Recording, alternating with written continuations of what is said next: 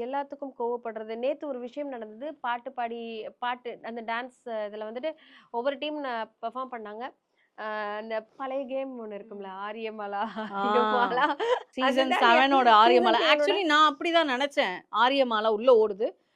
இவ்ளோ நேரம் ஓடும் போல இருக்கு. அத வெயிட் பண்ணிட்டு அவங்க வெளில வரணும் அப்படிங்கிற மாரி தான் நான் நெனச்சேன். அதெல்லாம் என்ன ஆனா, டீம் கொஞ்சம் டிஃபரண்டா யோசிச்சு இந்த வாட்டி வந்து நல்லா குடுத்துருக்காங்க. ஆக்சுவலி இதெல்லாமே சி அதாவது 3 வீக், 4த் வீக்ல குடுத்துருக்க வேண்டிய டாஸ்க். டாஸ்க்கு.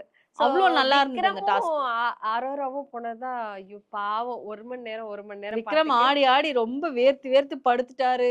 ரொம்ப ஒரு மாதிரி ஆயிட்டாரு அவரு. ஆனா, படுத்து அவ்ளோ ஆடுனதுக்கு அவங்க கண்டுபிடிச்சிருந்தா கூட கண்டுபிடிச்சுட்டான். கொஞ்சம் மனசு ஆறியிருக்கும். ஆமா, ஆமா. கண்டுபிடிக்கலன்னும்போது கடைசி வரைக்கும் கண்டுபிடிக்கல. 2 1/2 மணி நேரம் ஓடிச்சே அப்படின்றதுனால வெளியில அனுப்பிச்சுட்டாரு இல்ல அந்த பிக் பாஸ். அரோராலாம் படுத்துட்டாங்க. ஐயோ! என்ன விட்டுருங்கடா முடியல முடியலடா அப்படின்னு அப்படின்னு. சொல்லிட்டு. ஆனா சில சாங்ஸ் வந்து அதுக்கேத்த மாரி அங்க இருக்க ப்ராப்பர்ட்டீஸ் எல்லாம் எடுத்து ட்ரை ம். பண்ணி எப்படியோ கண்டுபிடிக்க வச்சாங்க.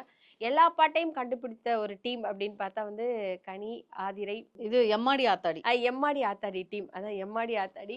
ஸோ அந்த டீம் எல்லா பாட்டையும் வந்து சீக்கிரம் ஆமா. சீக்கிரமா கண்டுபிடிச்சாங்க. ஏதோ 15 ஆக்சுவலா மினிட்ஸ்ல. இவங்கலாம் வந்து கொஞ்சம் கேர்லெஸ்ஸா விட்டாங்க. ஏன்னா பார்வதி இருந்தா எந்த டாஸ்க்கும் ஜெயிக்க மாட்டாங்க. ஆ, ஆ. அப்படிங்கிறத இவங்களே ஃபிக்ஸ் பண்ணிக்கிட்டாங்க. சோ பார்வதி இருந்தா, எப்படியும் கண்டுபிடிக்க மாட்டாங்க பார்வதி பண்ற ஆக்ஷன்ஸ்க்குலாம் அப்படின்ற மைண்ட் செட்ல ஃபர்ஸ்ட் சாங், செகண்ட் சாங் வந்து கொஞ்சம் எல்லாருமே வந்து டார்ச்சர் பண்ணாங்க.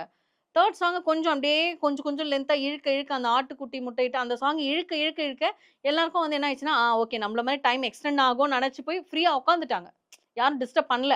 பண்ணாதது அவங்க தப்பு. டிஸ்டர்ப் பண்ணாதது அவங்க தப்பு. பட் இவங்க வந்து அது இவங்களுக்கு அது ஒரு எக்ஸ்ட்ரா பிளஸ் மாரி ஆயிடுச்சு. இவங்க கண்டுபிடிச்சுட்டாங்க சீக்கிரமாவே. அந்த 5 சாங்கையுமே வந்து கண்டுபிடிச்சுட்டாங்க. ஆனா, இவங்க பண்ண தப்பு உள்ள போயிட்டாங்க. அவங்க வெளில வர்றதுக்குள்ள இவங்க உள்ள போயிட்டாங்க 2 பேரும்.